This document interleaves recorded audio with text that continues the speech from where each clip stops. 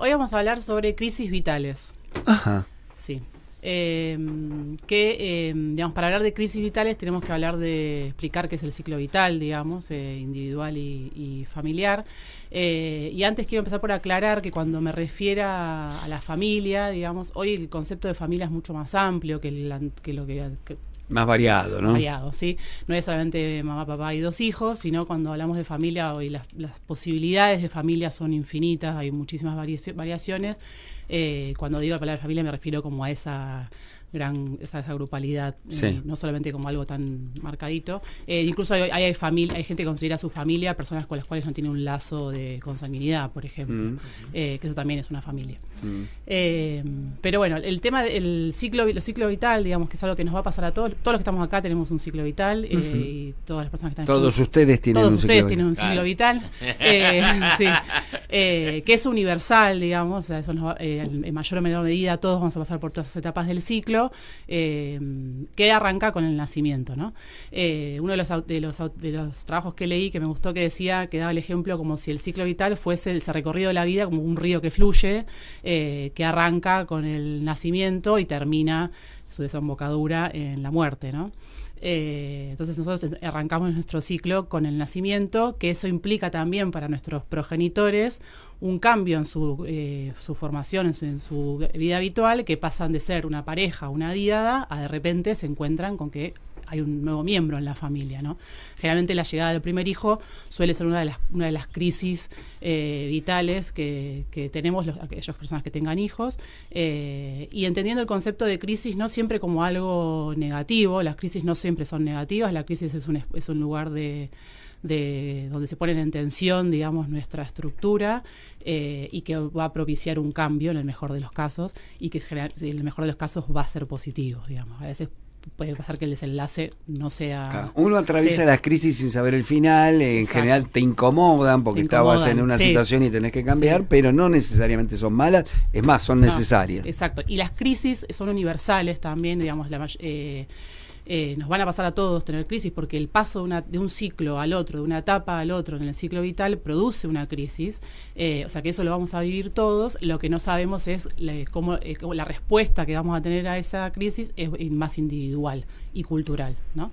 Después, a lo largo de, una vez que nacemos, digamos, después tenemos la etapa de la edad escolar, que son donde empezamos a sociabilizar con otros. Ir a primer grado al colegio, tremenda crisis, ¿no? El primer día de clase. Claro.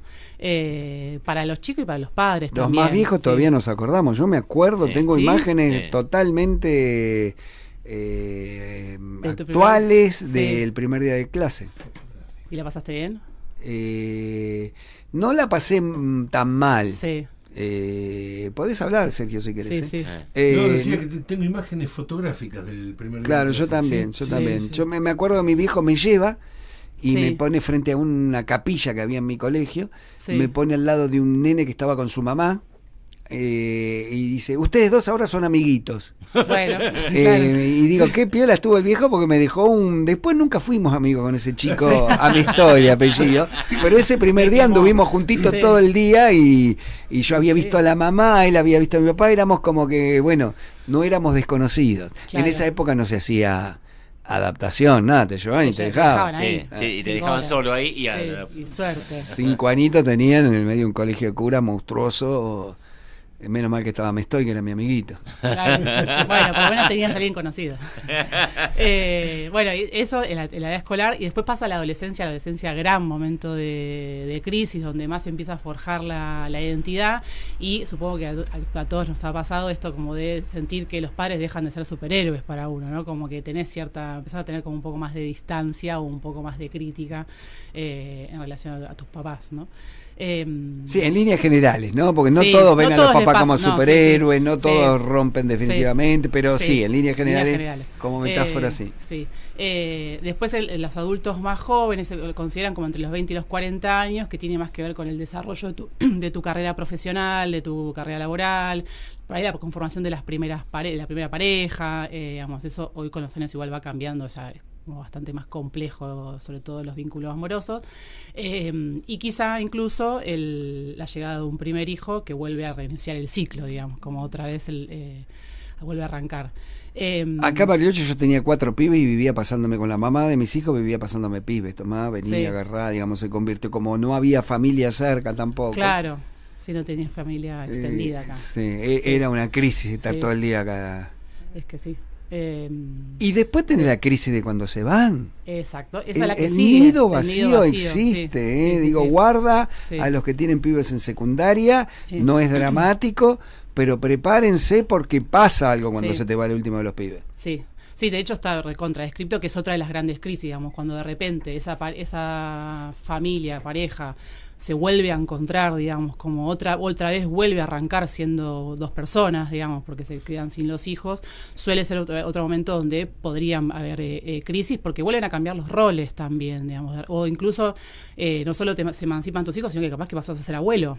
Yo ya estaba separado y aún así me di cuenta que la partida de mi último hijo me tambaleé. Hubo cosas que me cambiaron. Claro.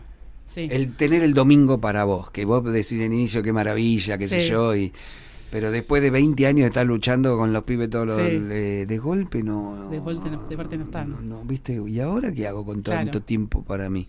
Bueno, es una muy buena pregunta.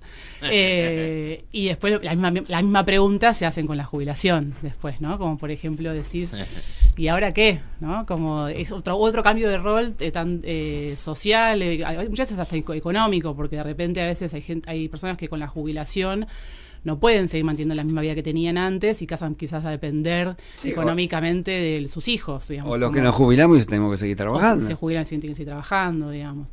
Sobre todo si no es por elecciones, digamos, si no lo haces porque vos te gusta seguir activo, seguir haciéndolo, ¿no? Perdón que me pongo... Hoy le dan la guita del ANSES. Creo que hoy estaban arrancando con inversiones para los fondos de despido de gente. O sea, posiblemente no tengamos guita para los jubilados acá más. Pero está bien, te entiendo, digamos, cuando te cambia la vida y dejas de ir a laburar, también es una crisis. Y como, bueno, y aparte también, cuando a medida que vamos llegando como más al final de nuestra vida, también hay mucha más cercanía con la idea de, bueno, la finitud, digamos, como, y incluso puedes tener la pérdida de un cónyuge, o sea, como alguien con el que compartiste 40, 50, 60 años de vida, de repente fallece, digamos, eso también puede provocar un crisis, el crisis pensada como una situación de tensión donde viene a modificarte tu estructura. O sea, vos estabas haciendo tenías una estructura, una forma, y de repente algo te dice, bueno, esto va a cambiar, digamos, o debería cambiar, porque también podríamos atravesar una crisis sin hacer ningún cambio y quedar como trabado en esa etapa o incluso a veces aparecen enfermedades físicas o mentales, digamos, cuando uno queda como ahí trabado en una situación. Claro. ¿No? Estar trabado en una situación, un desamor, lo que sea, es muy peligroso. Muy peligroso, ¿no? Te genera enfermedades. Sí. Cuando vos ves que una idea te persigue por más de 2 años, andá a buscar apoyo, hacé algo, porque algo ahí te está diciendo que termina mal. Sí, que hay que elaborarlo. Bien, y siempre... Ay, me perdí.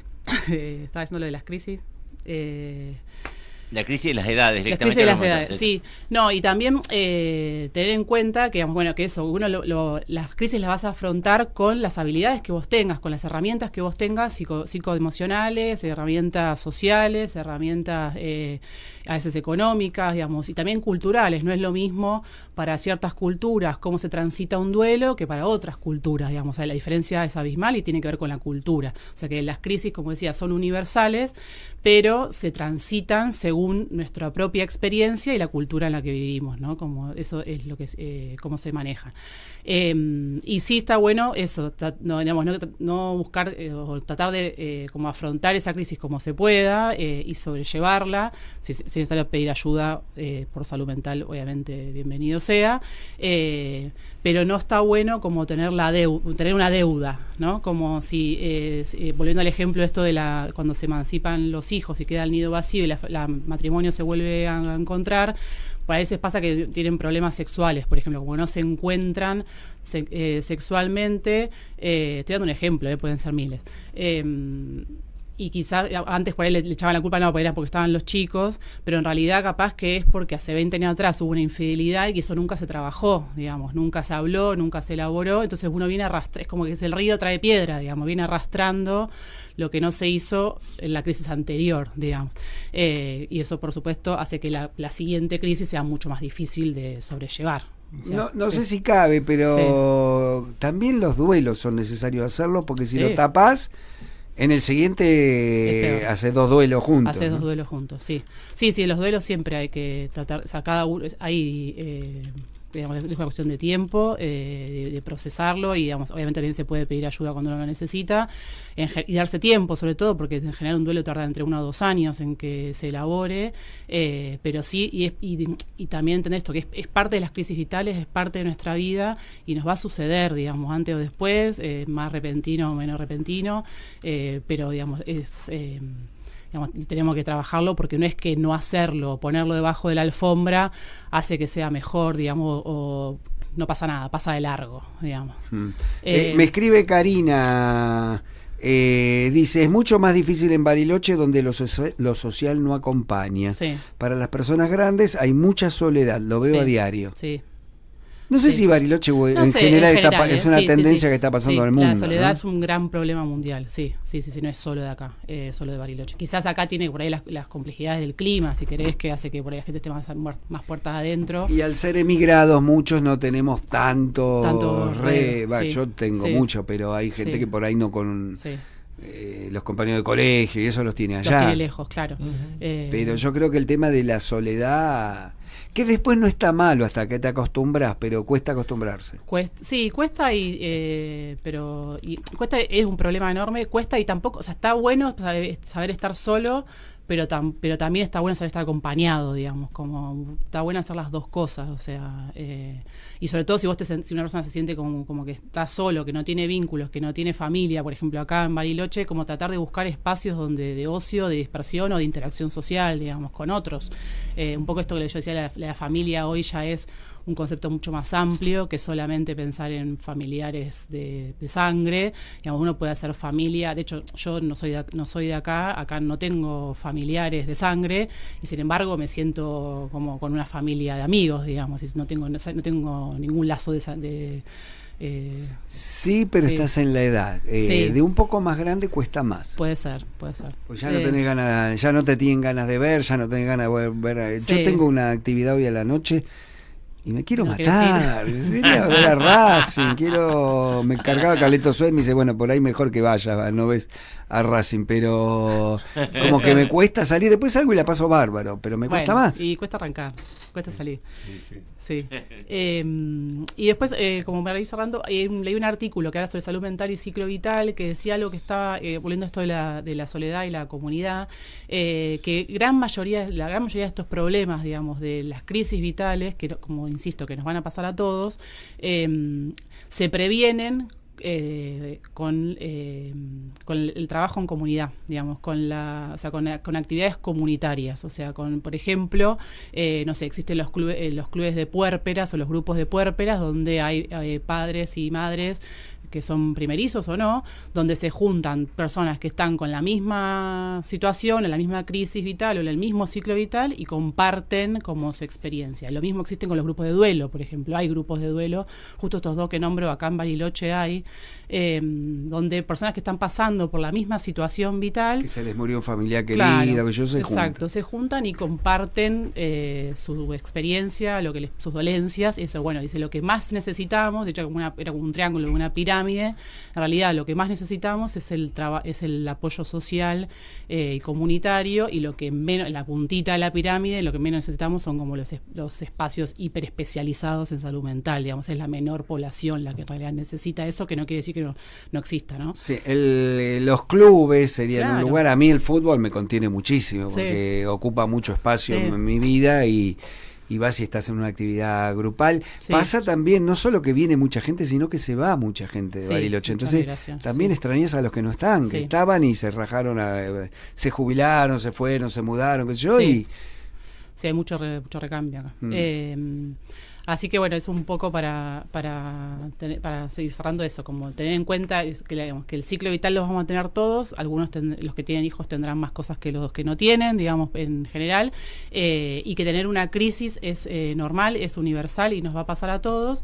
El tema es siempre elaborar esa crisis para pasar a la siguiente etapa sin tener deudas, digamos, sin tener deudas pendientes o cosas sin hablar debajo de la alfombra, que eso termina a la larga generando muchísimo más carga y puede generar incluso enfermedades físicas y mentales. Y en esas crisis vitales, porque sé que vos manejás todo esto también, también una es, en algún momento, mejor que no, en algún momento te llegan las enfermedades. Sí. Saber atravesarlas con paciencia, con calma, sin apuro. El cuerpo no va al ritmo de la cabeza. Claro, sí. Y desencillar cuando estás atravesando una mala, tomar conciencia, bueno, ahora me está tocando esta. Claro. Que sí, o sea, nos va a pasar a todos, no todos por ahí tengamos una enfermedad crónica, pero alguna enfermedad aguda podremos tener, digamos, como esos también son situaciones de crisis, y sobre todo, digamos, en las enfermedades crónicas mucho más se nota, digamos, y no tanto para o sea, no solo para la persona que tiene la enfermedad, sino para los que están alrededor y lo cuidan, digamos, puede desestructurar toda una estructura familiar, cuidar de un familiar enfermo, y ni hablar cuando tenés tus dos padres con alguna enfermedad crónica, digamos. Esas son cosas que sí desestructuran mucho una familia y pueden ponerte en tensión, digamos. Pero sí, tratar de transitarlo de la mejor manera posible y con el mejor acompañamiento que puedas tener o que vos notes que necesites. A ver si me llegó algo más. No, bueno, me dicen, hola, les cuento si quieren pasar la información, no hay vacunas ni en el hospital ni en las farmacias bancarias. Puede ser, sí. Eso, ahí salimos con otro tema, ¿no? Sí. Hugo Serri dice, colegio de curas, ahora entiendo todo, tengo una profunda formación judío-cristiana, 15, estuve todo de primer grado a quinto año escuchando a los curas todos los días. En el mismo colegio que Milei me eduqué yo. No. Bueno, eso explica todo. Sí, bueno, estuvo Juanse de los ratones paranoicos también, que estaba bastante chapa también, entre otros. Que mezcla, mezcla. Quiero verla en el show. Ceci, ¿dónde te seguimos? ¿Dónde están las redes? ¿Ibas a decir algo más? Sí, no, que la vez pasada me preguntaste, estoy cambiando de tema, por el tema de la OMS. Y el tema de salir de la OMS y demás, estuve buscando... Porque Milei nos sacó de la Organización Mundial de la Salud. Sí. Como país. Como país. Y o sea, estuve buscando y muchos hablan, digamos, con cosas de los ministros, que dicen los ministros de salud, digamos, o un chico que es un investigador del CONICET, que en realidad la Organización de la Salud, digamos, es un organismo que es como que ayuda a pensar políticas sanitarias globales, sobre todo en emergencias sanitarias o regionales, incluso, como por ejemplo nosotros nos pasa con el dengue, digamos, el dengue cruza frontera, no es que solamente llega hasta Misiones y después no funciona, después del otro lado no hay. Trata, como hace recomendaciones o piensa políticas sanitarias para ese tipo de patologías, digamos, ya sea dengue, enfermedades crónicas, HIV, enfermedades de transmisión sexual, digamos, enfermedades prevalentes, que sí es cierto que se financian parte por los países miembros, y también por gente que pone plata voluntariamente porque tiene mucha plata, y irse de la OMS implica que no tener acceso, como a no formar parte de esas estrategias de sanitarias, regionales y globales, y además la OMS tiene un fondo de plata que ayuda a los países a comprar, por ejemplo, medicamentos o vacunas a un menor costo que el costo que le saldría comprarlo directo el país contra un comprador. Entonces, en realidad, si bien es cierto que dejas de poner la plata del PBI para la OMS, la vas a tener que poner para comprar las medicaciones si es que las querés comprar, ¿no? Obviamente. Y además hay muchos trabajos, por ejemplo, el Malbrán o el INCUCAI hace investigaciones en conjunto con organismos internacionales a través de la OMS, eso también se corta. Claro. Ceci, ¿dónde te seguimos en las redes? Me pueden seguir en Instagram como @dra.ceciliaferrero. @dra.ceciliaferrero. Gracias, Ceci. Gracias a ustedes. Cecilia Ferrero, la doctora Cecilia Ferrero estuvo en Yo Te Avise.